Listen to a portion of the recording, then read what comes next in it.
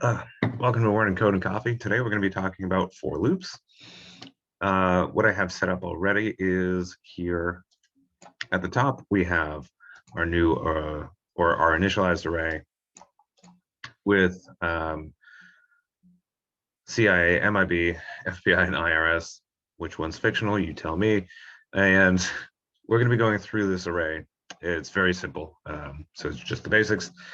And the for loop is comprised of three different components within the parentheses. Just to get it going, we have the keyword for parentheses, then our initial expression, our conditional expression, and our incremental expression.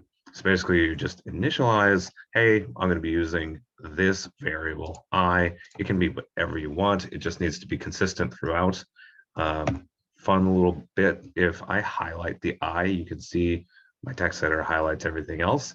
Can be problematic if you're trying to like change a bunch of things, but there's something else in the way, if that makes sense. Because if I just want to change all of the code that isn't commented right now, I can do on a Windows Control D, and it starts highlighting, right? And then we would actually want to go through here, but let's say I didn't want to do that. That's when this wouldn't work too well. I'm sure there's a way to deselect that, but I do actually want to change this just for argument's sake. We can call it EXP. You can call it whatever you want. Right off the bat, that's basically what everyone goes with is I. If you have nested for loops, which is going to be a different video, you cannot keep using I. The fun bit is if you have other for loops, outside of each other. So, if we were to take this and copy it and put it here, this is totally valid. You can use I as many times as you want in this fashion because it is scoped to this block of code. I won't be doing that. I will be using I down here. But anyway, so what does this do? What happens is you initialize that first variable with a number. And in this case, it's 0. You can start wherever you want. It depends on which you want your code to do. But for this, we want it to be 0 because we're going to be using it here.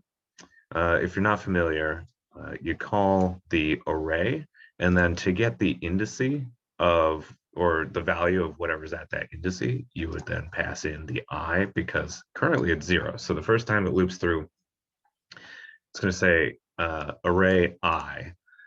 And currently what we have is CIA in the 0th indice. So it's going to console log that the first time through. And it's going to say, okay, we get to the end of this and it says I++, which is shorthand for adding 1 to I. So instead of saying I plus 1, you just do I++, which then would turn that 0 into a 1. It loops through again. It says indice array I, which is now 1, right? And it's going to console log MIB. So we're going to run this code, see what we get, and lo and behold, we have CIA, MIB, FBI, and IRS. Now, of course, if we add anything to this, let's just pick a thing, and then we run the code again, it then continues, right? Because the array length increased, so we just keep iterating through until that point.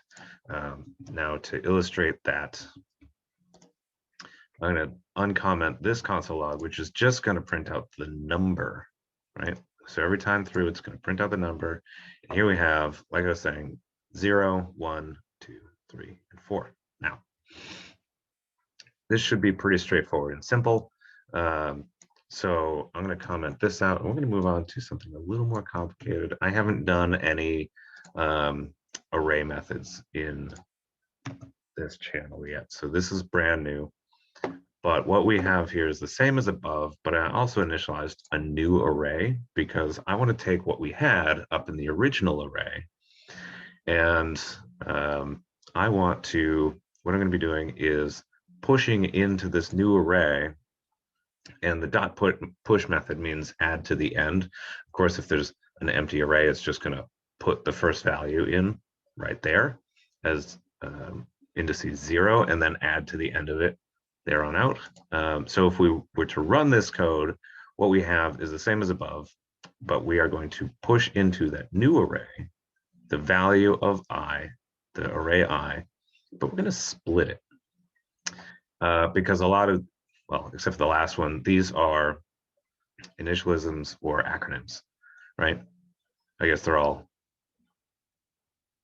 initialisms. I guess the difference is if you can say it as a word like SWAT, then it's an acronym. Otherwise, it's an initialism. A little off topic there, but here we go.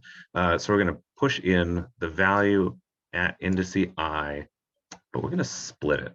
And you'll see why, because we're going to join it in the next bit. But if we clear this and then run the code, what we end up with is actually an array of arrays. So you can actually nest this data within other arrays. So you have C, comma, I, comma, A, you can see this. But that's clunky and gross and we can't really use it. So what I'm going to do, comment that, uncomment this. The split, what that's doing is splitting it in between each character. And then here, when we join it back together, we're going to be joining each one of those pieces of those subarrays with a period. And that can be whatever you want. But for this time around, it's going to be just the period. So we have, obviously it's missing on the end because we're not joining anything after the A, B, I, S, so on. But it then joins it with the periods and you don't have an array of arrays, you have a single array of strings. And it kind of starts looking more like the actual initialism or, well, acronyms, whatever. And then beyond that, so we split it with the between the characters. If you had, let's play around with this. I'm not actually sure what's going to happen because these other ones, I just put a space in there, so we're going to be splitting it by a space. Wherever there's a space, it'll split it. Let's see. So we run this. We have okay, so it did nothing. It essentially ignored the first four, and then because there was a space in the random bunch of letters, it then rejoined it because that's the only place where the code, where the strings are split. Rejoined it with a period. So I'm going to close that up, get rid of the space, and then you don't always have to join with like a period or anything. It can be a special character. You can just add whatever you want. Actually, you run the code and it starts looking pretty ridiculous. But if I'm doing a good job at explaining these things, you can start seeing what's happening here, right? I invite you to copy this code and try it out yourself. And if you have any questions, again, leave a comment in the comment section below. I'd love to hear basically feedback on how I'm doing, because at this point I'm just kind of rambling. I'm not like some kind of crazy senior level developer. Excuse me. I think I need editing software now to get rid of stuff like that. But yeah, so I hope you enjoyed the video. I hope you learned something, and comments below, like, subscribe, all that fun stuff if you want to. Anyway, thanks for watching. Take care.